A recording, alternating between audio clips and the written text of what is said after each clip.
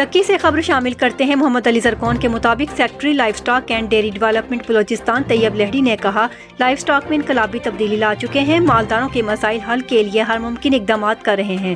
بلوچستان کے لوگوں کا روزگار گلابانی سے وابستہ ہے، معیشت میں ریڑھ کی ہڈی کی حیثیت حاصل ہے۔ دکی کے لیے فوری 20 لاکھ کی ادویات، ایک ایمبولینس اور بلوچستان کے تمام اضلاع کے لیے موٹر سائیکلیں دی جائیں گی۔ محکمہ میں مزید نکھار پیدا کرنے کے لیے کوشاں ہوں۔ دورہ دکی کے موقع پر بات چیت ڈپٹی ڈائریکٹر نصیب اللہ زرکون نے بریفنگ دی۔ تفصیلات کے مطابق secretary livestock and dairy development Muhammad Tayyab Lehri نے دکی کا دورہ کیا۔ اس دورے کے دوران ڈپٹی ڈائریکٹر لائف سٹاک نصیب اللہ زرکون نے بریفنگ دی، محکمہ کی کارکردگی رپورٹ، مسائل پیش کیے۔ کارکردگی پر سیکٹری لائف سٹاک نے اطمینان کا اظہار کیا اور کہا ڈسٹرکٹ دکی کو 20 لاکھ روپے کی فوری ادویات فراہم کرنے اور فروری میں مزید ادویات دی جائیں گی، جبکہ مسائل کے حل کی یقین دہانی کرائی گئی۔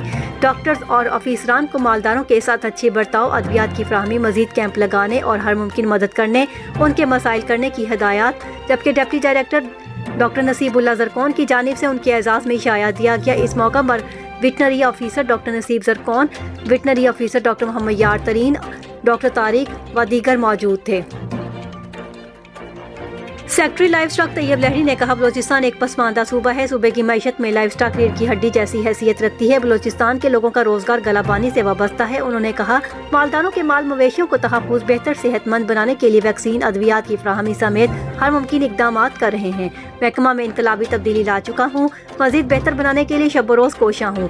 انہوں نے کہا، مالداران بھی اپنے مال مویشیوں کا خاص خیال رکھیں، ویکسین اور ادویات دیا کریں، ہماری ٹیموں کے ساتھ بھرپور تعاون کریں، کیونکہ ہماری ٹیمیں ان کی مالداروں کو تحفظ دینے، ہر قسم بیماریوں سے بچاؤ کے لیے اقدامات کر رہے ہوتے ہیں، تاکہ اپنی گلابانی سے اچھے استفادہ حاصل کر سکیں۔